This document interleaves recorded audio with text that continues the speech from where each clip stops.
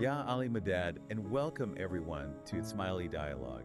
We're so glad you could join us for another deep dive. Yali Madad. If you're enjoying these explorations with us, please consider liking and subscribing to support our work. We truly appreciate it. We do. Today is a particularly meaningful day for our deep dive as we contemplate the transition we're going through as a Jamaat. Definitely. Maulana Shah Rahim becoming the 50th Imam ushers in a new era. This is a time understood as the beginning of the resurrection.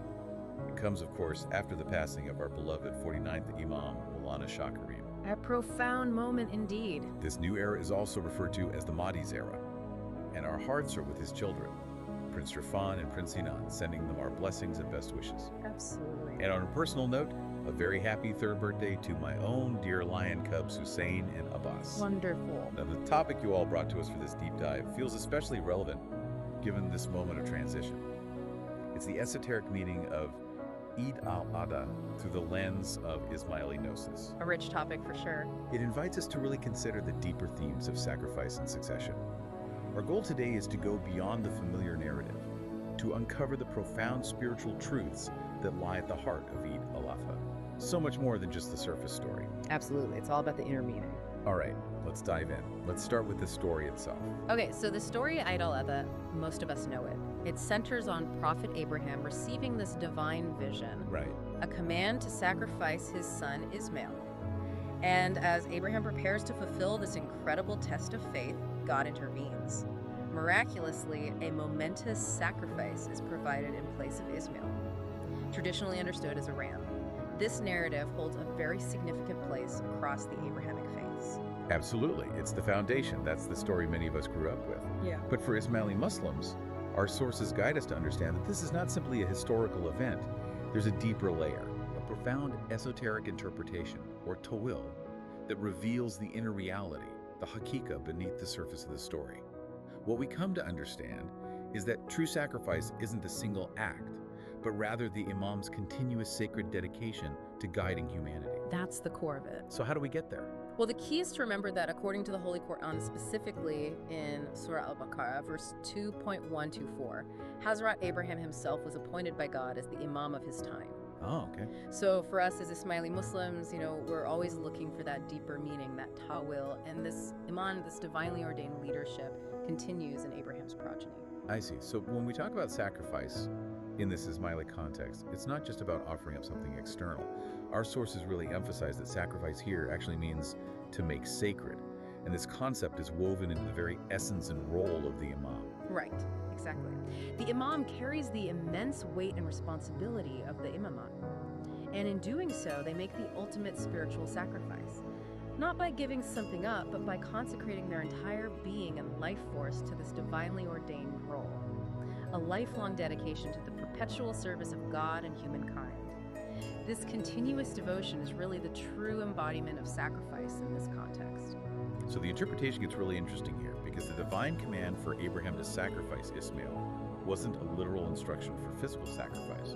What it actually symbolized was the appointment of Ismail as Abraham's successor to the Imam. Exactly, that's the heart of the Tao. The sacrifice was the spiritual designation of leadership. Fascinating. And then the Quranic verse 37.107, it speaks of a momentous or azim sacrifice offered in Ismail's place.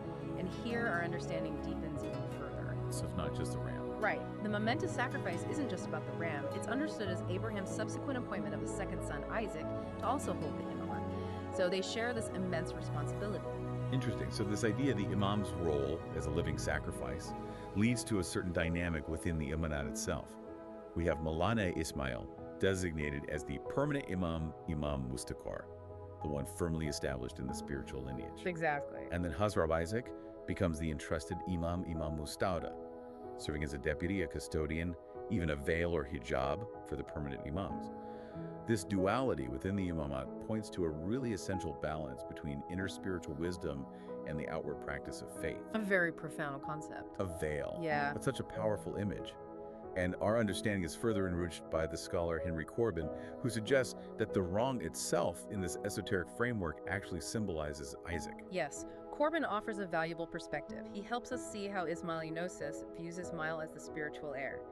The Imam who holds the secret of Gnosis, the esoteric, meaning the Tawil, And Isaac acts as the veil representing the revealed letter, the pencil, and the outward expressions of positive religion. So you have this really intricate and beautiful relationship. Ismail embodying the inner wisdom, the esoteric understanding, and Isaac serving as the guardian and guide for the exoteric, the revealed dimensions of faith. And this wasn't just a one-time thing, was it? This dynamic continued through their lineages. Precisely. This relationship between permanent and entrusted Imams was perpetuated through their descendants. So there's this continuous transmission of both the inner spiritual realities and the outer frameworks of the faith across generations. And bringing this to our own history, our sources tell us that Prophet Muhammad and Imam Ali ibn Abi Talib are descendants of the hereditary Imams from the progeny of Ismail. This lineage of spiritual authority is unbroken and extends to this very day. Right to the present. With the living Imam today being Shah Karim al-Husseini Aga Khan IV, our beloved 49th Imam.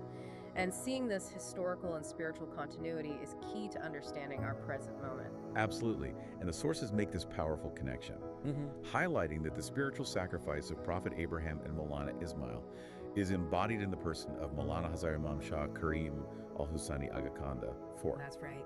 Now, with this understanding of continuous spiritual sacrifice, that we've unpacked the early words of the 49th Imam as he assumed the Imam take on even deeper meaning as we now welcome the 50th, it really brings the ancient narrative directly into our lived reality today. It really does. So when Maulana Hazar Imam assumed the office of Imam on July 11, 1957, his very first declarations were so powerful. He said, and I quote, "I have dedicated my life to the uplift and progress of the Ismailis all over the world, and I pray for all your happiness and success."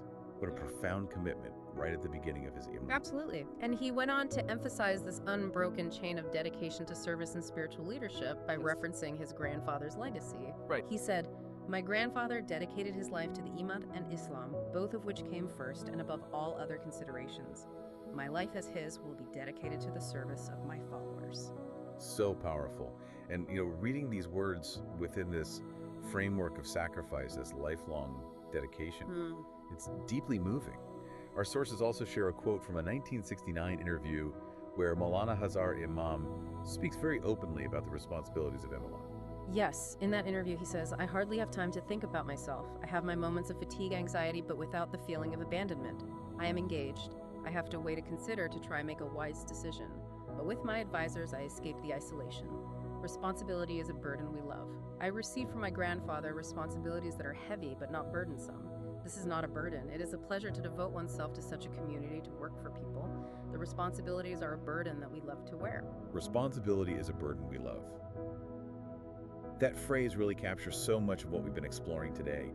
It shifts our perception of responsibility from something potentially heavy and difficult to a joyful and willing dedication, a spiritual sacrifice undertaken with love for the community. Beautiful. It's profound to think of the Imam's entire life as a continuous act of making sacred. It reframes the concept of sacrifice from a singular, potentially painful act to an ongoing, loving commitment to serve as spiritual guidance and the upliftment of humanity. And this understanding of Eid al-Adha, centered on the towel of sacrifice as lifelong dedication and the unbroken continuity of Imamat, provides a powerful framework for understanding our present moment as we welcome Maulana Shah Rahim as the 50th Imam and our own roles within the community and the wider world. So as we reflect on this deep dive into the esoteric meaning of Eid al-Adha, we see that the concept of sacrifice goes far beyond the literal act of Prophet Abraham.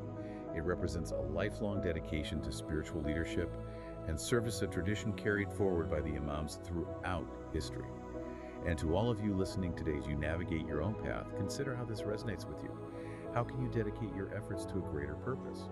What kind of spiritual sacrifice in its truest sense might you be called to embrace in your own life? It really is an invitation to look deeper into the narratives we hold dear, to recognize the enduring commitment of the Imamat to guiding and serving humanity. Ya Ali Madad.